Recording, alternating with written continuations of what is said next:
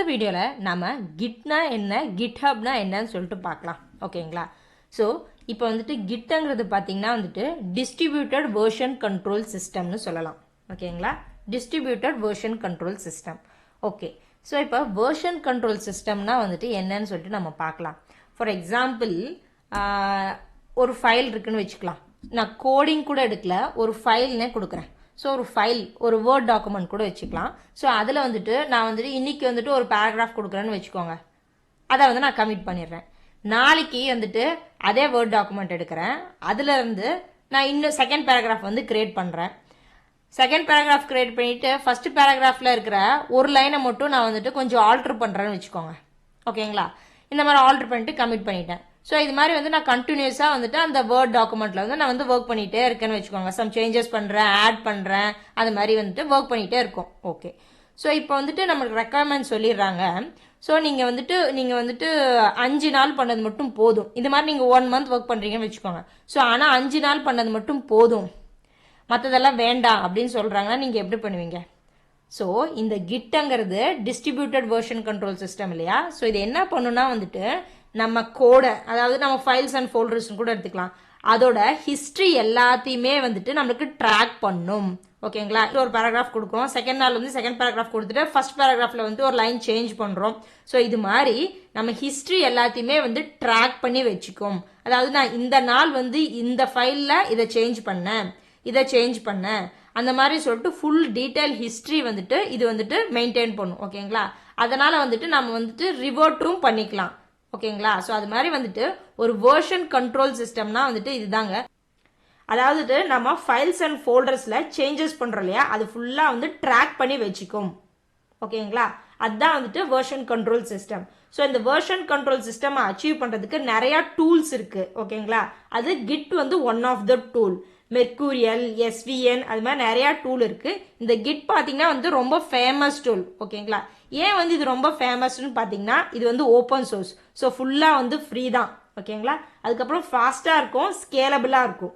ஓகேங்களா, so free, அதனால வந்து ரொம்ப பவர்ஃபுல். மெனி ஆர்கனைசேஷன்ல இதுதான் வந்து யூஸ் பண்றாங்க. ஓகேங்களா, ஃபார் எக்ஸாம்பிள் நான் வந்துட்டு ஒரு ஏபிசி ப்ராஜெக்ட்ல வந்து ஒர்க் பண்றேன்னு வச்சுக்கோங்க. ஓகே, அதில் வந்து நான் மட்டும் ஒர்க் பண்ண மாட்டேன். நான் வந்துட்டு சில கோடிங்ஸ் வந்து பண்ணுவேன். இன்னொருத்தர் ஒர்க் பண்ணுறாருன்னு வச்சுக்கலாம், அவரும் வந்து சில கோடிங்ஸ்லாம் பண்ணுவார். ஓகேங்களா, ஸோ இப்போ என்னன்னா கான்செப்ட் என்னன்னா வந்துட்டு அதாவது ரிமோட் ரெபாசிட்டரின்னு சொல்லுவோம். ஓகேங்களா, அது வந்து கிட்ஹப்னு சொல்லுவாங்க. ஸோ அங்கேருந்து நம்ம க்ளோன் பண்ணி, மாஸ்டர் வந்து க்ளோன் பண்ணி எடுத்துட்டு அவங்கவுங்க பிரான்ச்சில் வந்து ஒர்க் பண்ணுவாங்க.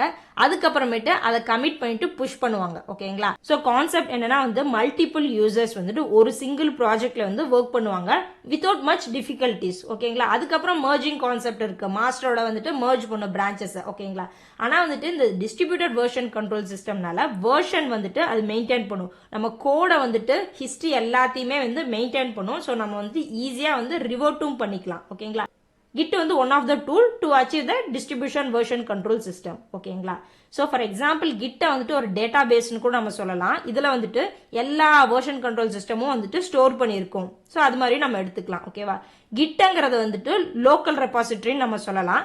கிட்ஹப் வந்துட்டு ரிமோட் ரெபாசிட்டரின்னு நம்ம சொல்லலாம். ஓகேங்களா, கிட்ஹப் வந்துட்டு ரிமோட் ரெபாசிட்டரின்னு சொல்லலாம். அதாவது கிட் வந்து ஒரு டூல்னா கிட்ஹப் வந்துட்டு வெப் பேஸ்டு ஹோஸ்டிங் சர்வீஸ் அப்படின்னு சொல்லலாம். இந்த கிட் ரெபாசிட்டரிக்கு இது web based hosting service. Git வந்து பாத்தீங்கன்னா வந்துட்டு நம்ம என்ன சொல்லலாம் வந்துட்டு ஒரு டூல்னு சொல்லலாம்.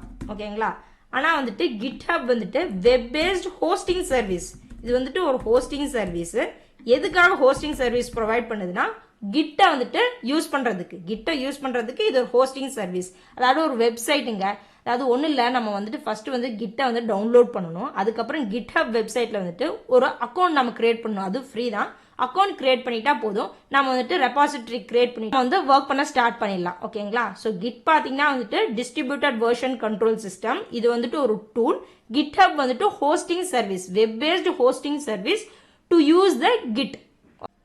ஸோ கிட்டுங்கிறது ஒன்றும் இல்லைங்க, டிஸ்ட்ரிபியூட்டட் வெர்ஷன் கண்ட்ரோல் சிஸ்டம்.